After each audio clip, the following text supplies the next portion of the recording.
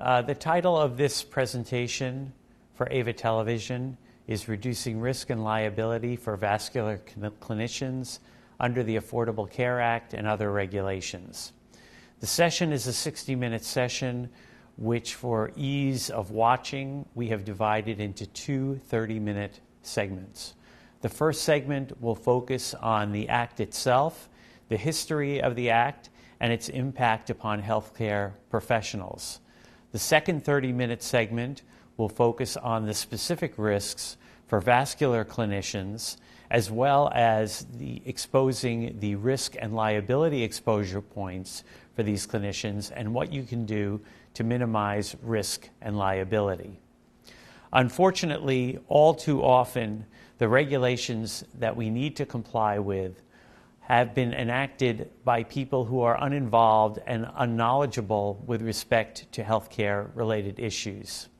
These regulations, unfortunately, need to be followed and put a large burden on clinicians and, under the Affordable Care Act, particularly on vascular access clinicians.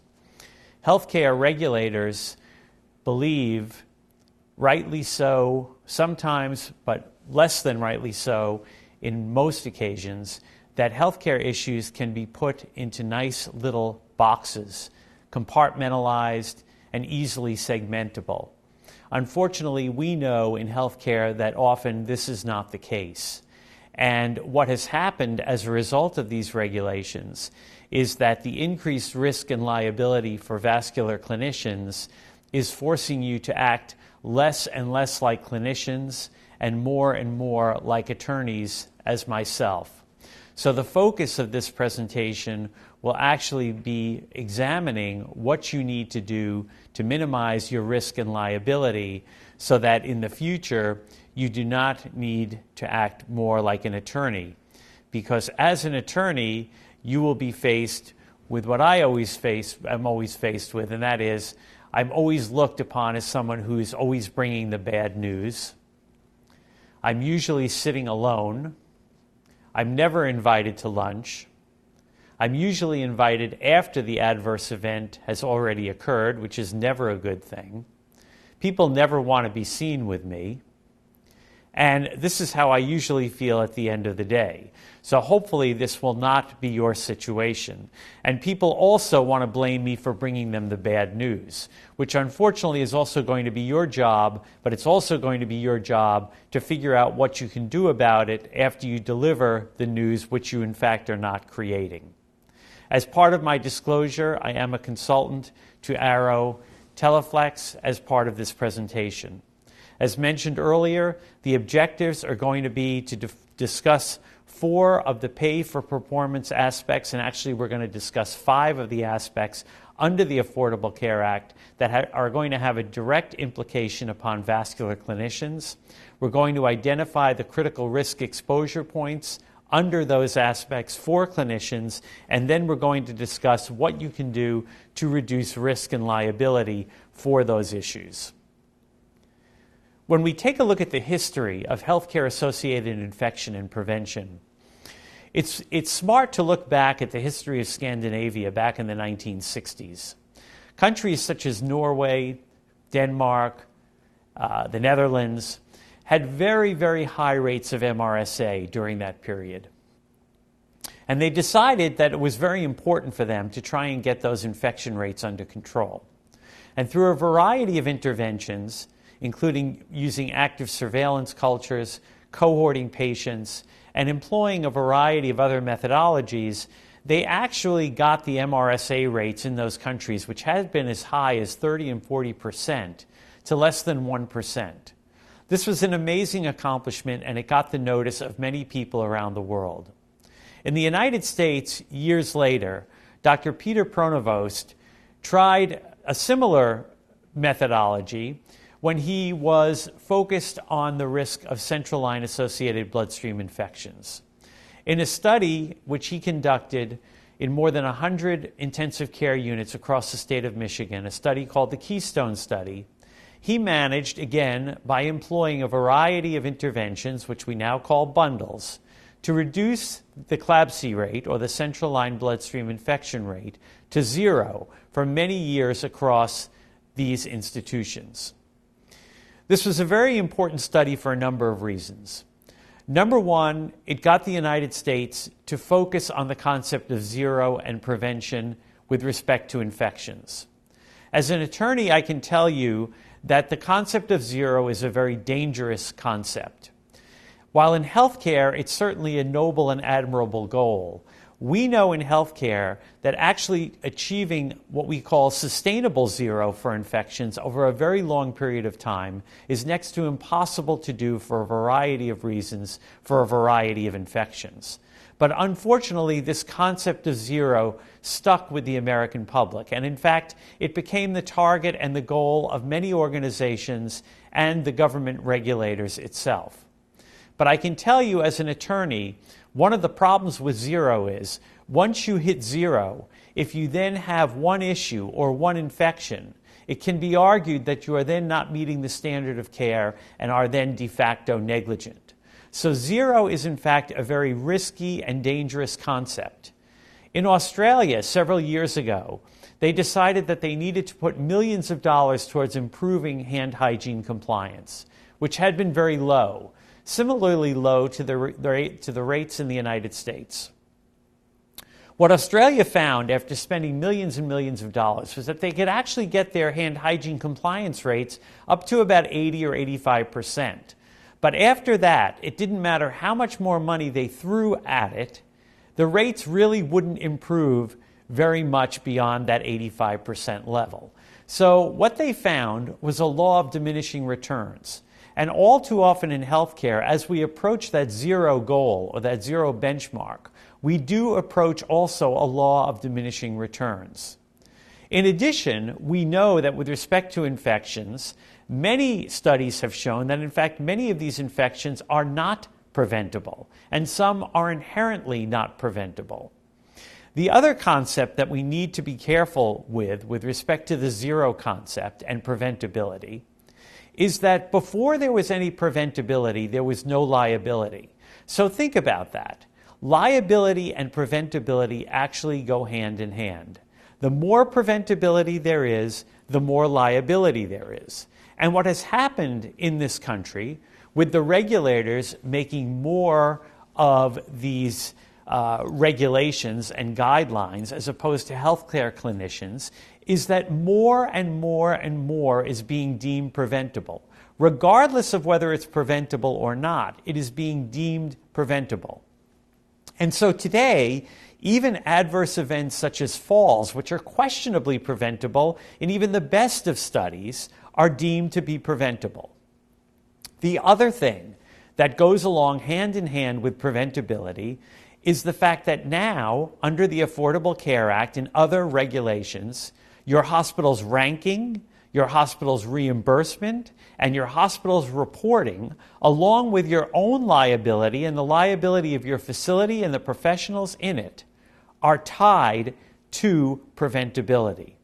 So preventability has now become a cornerstone concept, which undeniably is an important and key concept to keep in mind. But it's also important to keep in mind that the more that is preventable, the more potential liability may be imposed, the more insurance companies are using preventability as an excuse not to reimburse, and the more that has to be reported to regulators. And the reason for this is the fact that today, rather than healthcare clinicians making these regulations, because we're the ones who really understand what goes on in the healthcare environment and the problems and blockades or defenses that we have that can keep us from hitting the 0 goal and keep us from having success in many of these areas of preventability. Unfortunately, we are not regulating healthcare. The government and many people who know nothing about healthcare are now regulating healthcare. This started actually back in 2001 with the National Quality Forum. In that year, the National Quality Forum came up with a very good idea. It was a list at that time of about 25 or 26 events, which has since grown to 29 events, that they called never events. Never events is a great name. Unfortunately, it's such a good name that what has happened is that the terminology of never events has caught on with payers, with regulators, with patient safety organizations, with state healthcare organizations, and things that were not included and never meant to be included as never events are now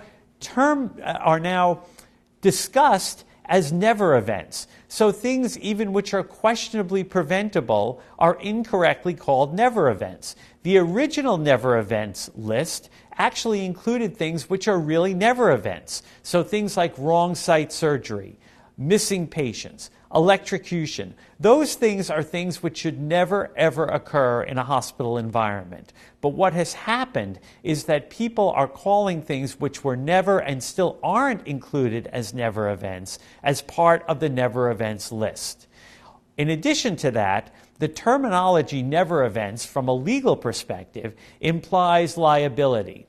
So what we prefer to use instead of the word never event is something like serious preventable event, serious adverse event, because at least then there is the possibility that liability may not necessarily be imposed.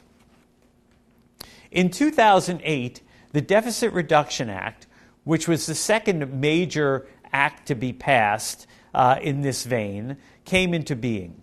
And that was the first act which actually included healthcare-associated infections on the reduced pay list of items which were going to be included if adverse events occurred. As I mentioned before, the never events list, as good as the list was, never included infections. And people mistakenly think that healthcare-associated infections were included on the never events list, which in fact they really were not. Infections really didn't show up on the not to pay list until the Deficit Reduction Act. And what the Deficit Reduction Act stated was essentially that hospitals would no longer receive the differential, or what we call the enhanced payment, between what you came in with and what you went out with. So when the sole reason was reasonably preventable through the adherence to evidence-based practice, then you weren't going to get paid for that differential. So if you went in for a knee replacement and you came out with an MRSA or a C. diff infection, you weren't going to be reimbursed for that additional infection. As a result of the Deficit Reduction Act, POA, or present on admission conditions, when a patient checked into a hospital, obviously became critically important because you wanted to know what a patient had when they came in there so you could figure out if what they went out with was not what they came in with, then you wouldn't be paid for it. Here is where the infections started to be included in the non-payment list. So with respect to the Deficit Reduction Act, things like vascular catheter-associated infection, and they didn't spell out what type of vascular catheter-associated infection. They just used the broad terminology. Vascular catheter-associated infections would not be paid for. The same thing with respect to urinary tract infections, falls and pressure ulcers. Now, as we know, the problem is, number one, there was a problem with present on admission because those of us in healthcare know that this isn't a clearly defined criteria. Many times, and I'll go into this in a minute, things are not so clearly present on admission or not present on admission. In addition to that, the things that they weren't going to pay for, some of the things anyway, such as falls, are questionably preventable or not. So there were some problems with the Deficit Reduction Act in that they used terms such as reasonably preventable, they used terms such as present on admission, and they used broad-based terms like vascular catheter-associated infection and falls, which were questionably preventable. So we jump ahead to the Affordable Care Act and 2010 and Obamacare. During this time, there was a movement that we shouldn't pay just because we're going to the doctor to get a service. What we should really pay for is if the service is worthwhile or not. Are we paying for what we're really getting? So this whole concept of pay per performance versus fee for service started to develop. In addition to that, the goal of which was to give insurance to more people in this country who previously could not get it and or could not afford it. And in effect, the Act has been very successful in that regard, as you can see, because our insurance rates, or our non-insured rates, have actually fallen as of August 2015 to 9.2%.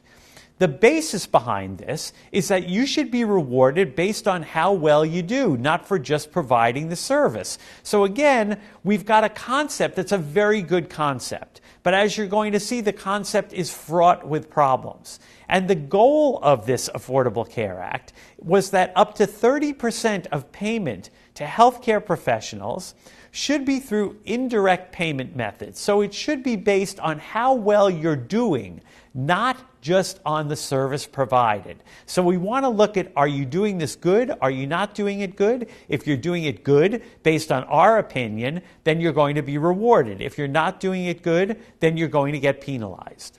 What I'm going to discuss are actually five of the specific aspects of the Affordable Care Act. Hospital-acquired conditions, value-based purchasing, the Hospital Inpatient Quality Reporting Program, the Hospital Readmissions Reduction Program, and HITECH, which is the employment of electronic medical records in this system.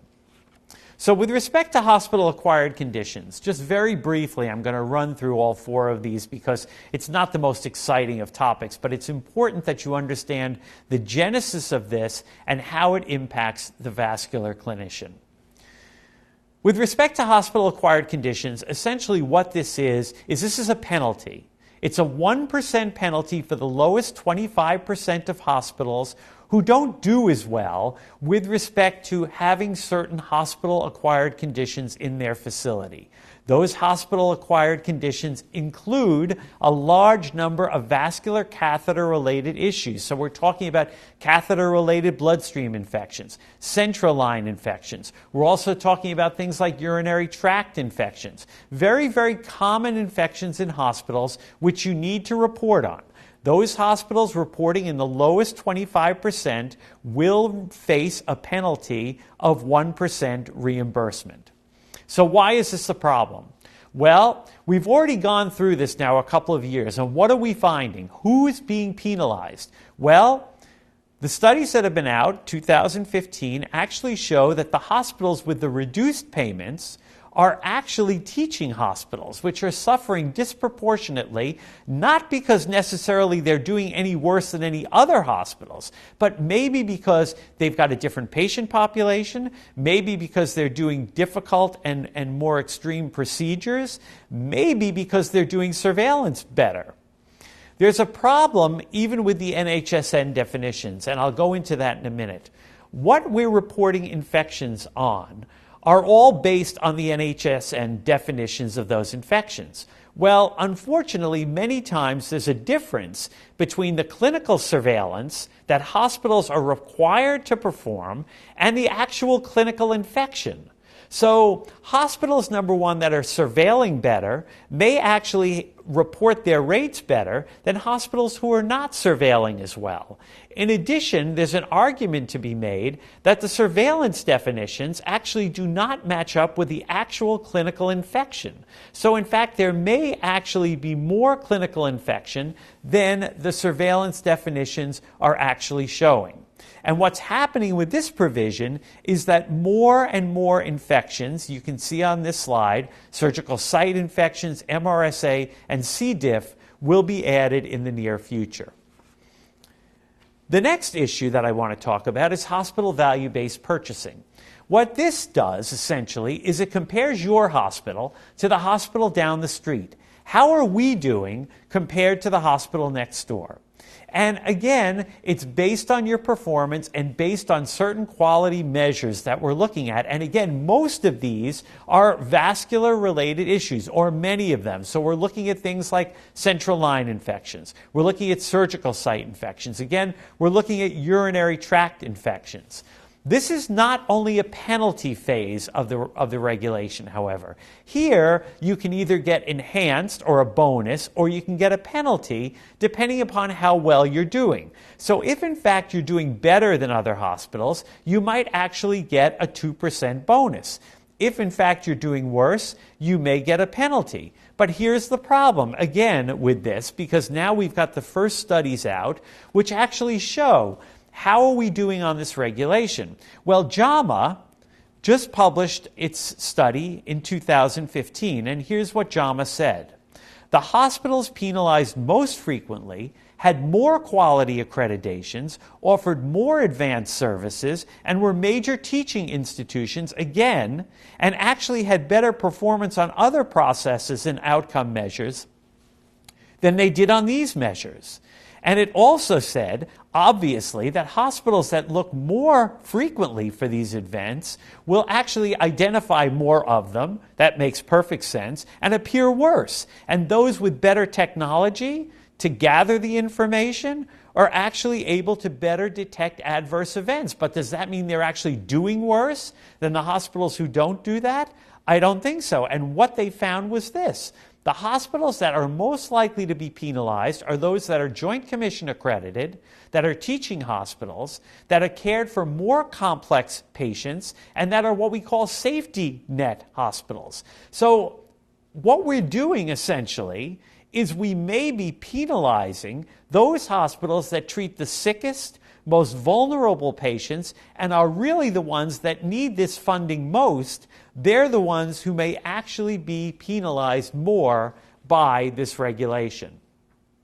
With respect to the hospital inpatient quality reporting program, this actually, in a nutshell, is what your patients or the consumers can look at when they want to see how your hospital is doing. So I want to go for a kidney transplant. I want to see, hey, how does my hospital do for kidney transplants versus the hospital down the street? How many readmissions do they get on kidney transplants, let's say?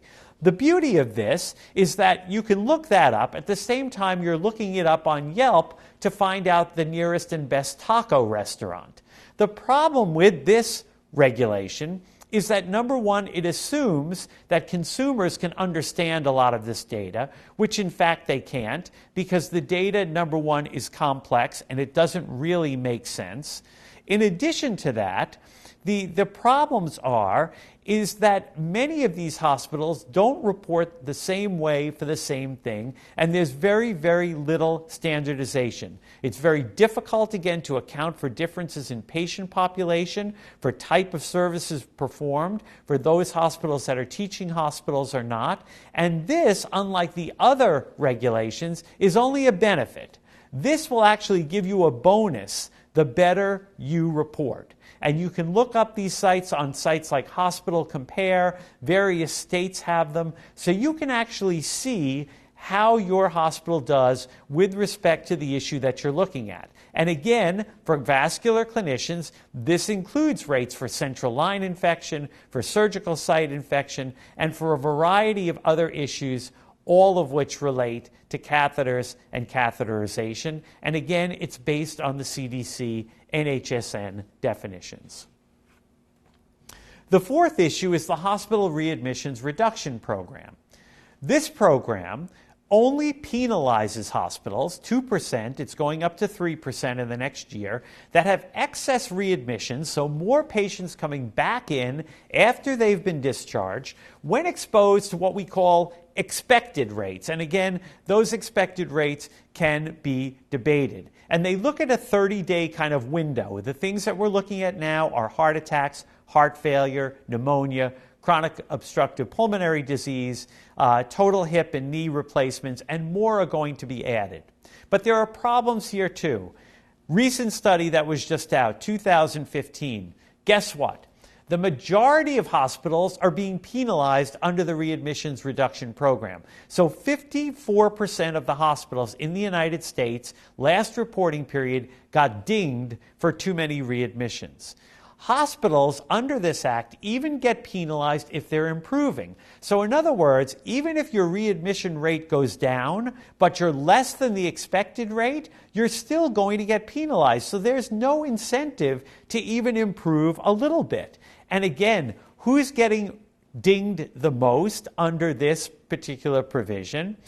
Those hospitals with lower socioeconomic patients are getting more penalties. The National Quality Forum has already recognized this, and they are looking into this because hospitals obviously should not get penalized just because of the demographics of their patients. And clearly, hospitals that service patients in lower demographic areas may have problems with respect to discharge instructions, may have problems with respect to communication, may have problems with respect to patients who are able to get and obtain and stay on their medications.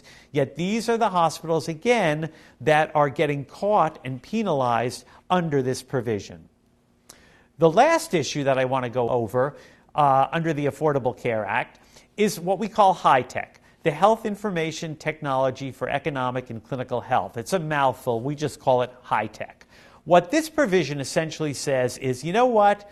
You got a lot to comply with under this act. There's a lot. You've got the hospital-acquired conditions, you've got patient reporting, you've got hospital reporting.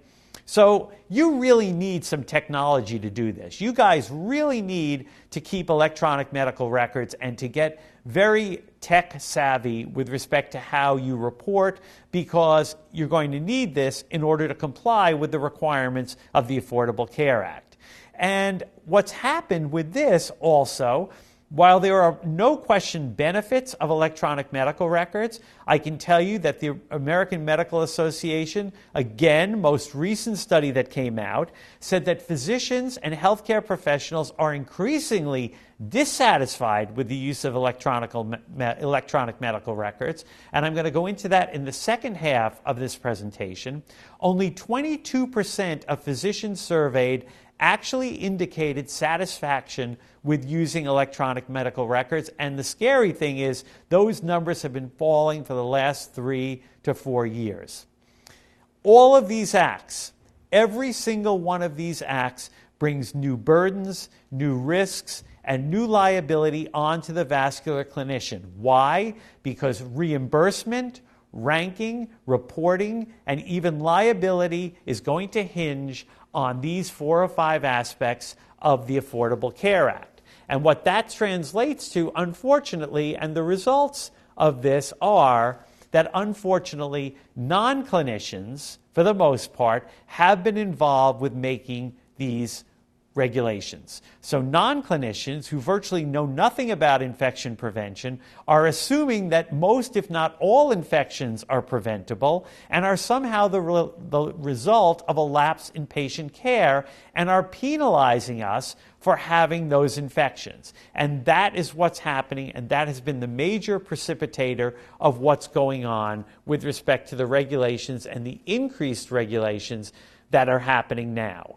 Unfortunately, we know in healthcare that all too often many of these healthcare-associated infections or conditions are essentially not preventable because they're not in our control no matter what we do. So we've got hospitals that are overpopulated. We've got problems of multi-drug resistance. We've got problems of visitors with poor hygiene. We've got problems with patients in their own immune systems and managing patients and keeping them from reinfecting themselves. We've got problems of the overuse of antibiotics. There are a myriad of problems coupled with the fact that most nurses, because they feel an obligation to do so and because they're pressured to do so, is that 83% of nurses will go to work sick. So in effect, we are creating our own problems. And they do this because they don't want to let their patients down. They don't want to let their colleagues down. There are problems with staffing issues. We all know that we're understaffed.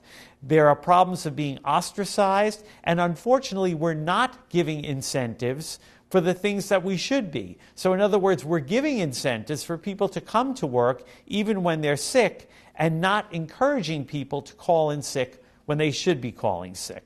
So we are, in fact, creating some of our own problems. In addition to that, there are a multiplicity of healthcare-associated infection origins today that often make it very difficult to pinpoint the exact source and cause of an infection. If you've got a patient in an intensive care unit with a variety of comorbidities and a variety of interventions going on, it's nearly impossible to trace and to track the exact cause of that infection. So what happens today, because we can't do that, is that many times the only thing that we can do is to try a series of successful interruption and a successful variety of interventions to try and see what works, to see if we can in fact identify the precise cause or the source of the infection, because we know that our environments are contaminated, and we know also it's very difficult, and there are very few studies which have actually been able to link the precise infection cause with a specific environmental source or transmission event. I used to go nuts when I used to see all these physicians in scrubs at places like Starbucks, and then they'd go right back into the OR. But in reality, we know that it's very difficult to actually trace the source of an infection back to something like a scrub or a tie or a piece of equipment in the facility. Another problem we have, as I mentioned earlier, is that the NHSN definitions, the very cornerstone or benchmark upon which we are basing all of this responsibility, are unbelievably complex.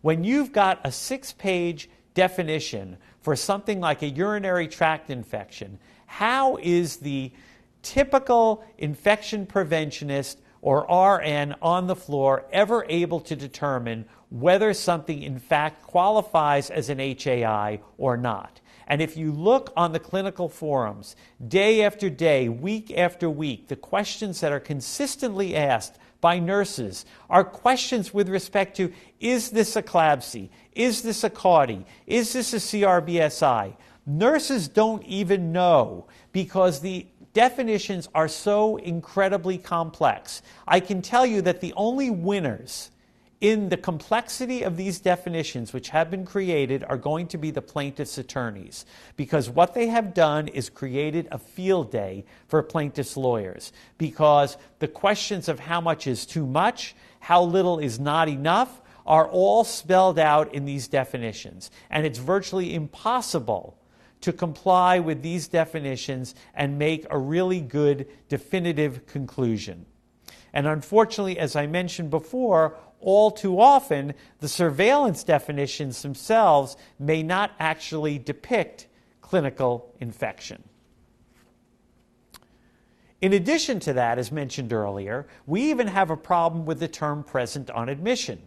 Used to be 2 days before, 2 days after, we kind of had that as a window to say, you know what, if the patient came in with it, it wasn't present on admission. If it happened within a 48-hour window, it probably was not present on admission. However, I can tell you that this has now turned into what we call as attorneys a rebuttable presumption, because many infections, as we know, are actually asymptomatic after onset for some time. So just because the patient doesn't necessarily portray it or demonstrate that they have that infection within the 48-hour window doesn't conclusively mean they really don't have it. We also know that colonization and inflammation are not infections, even though that may not be the case later on. We also know, by terms of the definition, that extensions of infections which are present on admission are not considered healthcare associated, which makes sense, unless there's a change of pathogens, which also makes sense. But then there's exception to that too, because it's not applicable to ventilator-associated events and surgical site infection.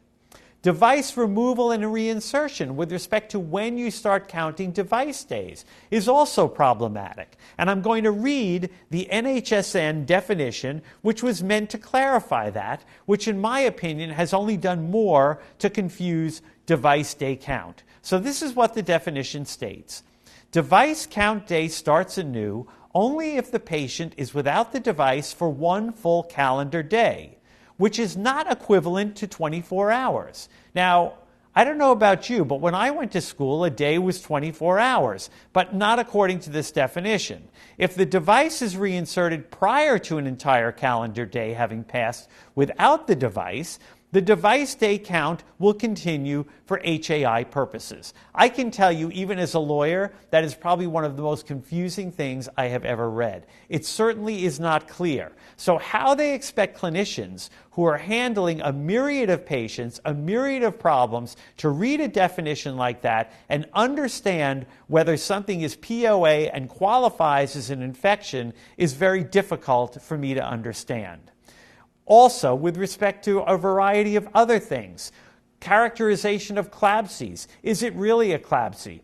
Well, according to the definition, all you need is a central line and an infection, and you've got a CLABSI. Well, we know that that may not necessarily be the case. In addition to that, there's very look at the incidence of peripheral line infections and what types of other infections they may be, in fact, accountable for.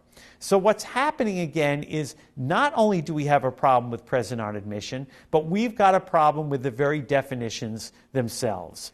Now, in all fairness, in recognition of this, CMS has started to make some changes and refinement to the definitions. So, for example, with respect to central line bloodstream infections, there is now what they call a flat 7-day period during which all criteria for a bloodstream infection, including fever and culture, must occur. So in other words, now you cannot say that if you've got a fever and a positive culture within that 7-day window that they are unrelated. So in other words, this will probably serve to increase the CLABSI rates. On the other side, there is also now a 14-day flat period during which time another manifestation of the same type of infection is going to be considered a recurrence, so not a new event. So in other words, this will probably reduce rates because what they're saying is we're not going to consider this a new occurrence, we're going to consider this a recurrence of the same infection. Also, with respect to urinary tract infections, they have eliminated yeast as a contaminant, which will also probably serve to reduce rates. So they are working on refinement of the definitions. They do realize, obviously, that there are some problems, some issues with the clarity of some of these definitions. And I should also say that it is possible that clinicians also may be gaming the system.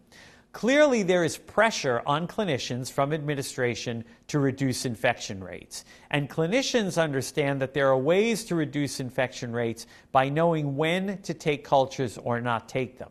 So I think that also there is an understanding of that, and there is probably going to be some type of movement to try and cut down at least on the possibility that some of the, what I call gaming the system, doesn't happen.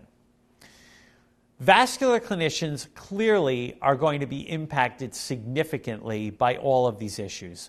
Why? Because as you can tell, most of the provisions of the ACA do include infections and issues with which vascular clinicians are intimately related. They are intimately related, and their hospitals are related because of reimbursement, because of ranking, because of reporting, and because of liability. And documentation and electronic medical record keeping are becoming more and more important with respect to complying with the regulation and with respect to avoiding liability. And unfortunately, many of this, or much of this burden, is going to fall on the clinicians and is going to fall on the vascular clinicians. So in order to prevent that, nurses have to be aware that you can always be sued. Unfortunately, that is a sad state of events, and you can be sued regardless of merit. So those of you who've heard me present before know that one of the first things I always ask nurses is, do you have your own insurance? And if you don't have your own insurance, why don't you have your own insurance? Number one, it is the cheapest thing that you can buy. Probably $100 or $200 a year will provide coverage. For those of you who give any free nursing input, such as to a neighbor whose son fell down and the mother comes to you and asks you, hey, does my son need stitches or not? That can get you in hot water with respect to liability. The Good Samaritan laws. You think they're there to protect you, and you're on an airplane and someone has a heart attack, and they ask, are there any physicians or nurses on the plane? And you raise your hand. That's all very well and good. However, I can tell you that you can still be sued for providing help. Even though you may be protected under the Good Samaritan law, you are still going to need to defend that allegation.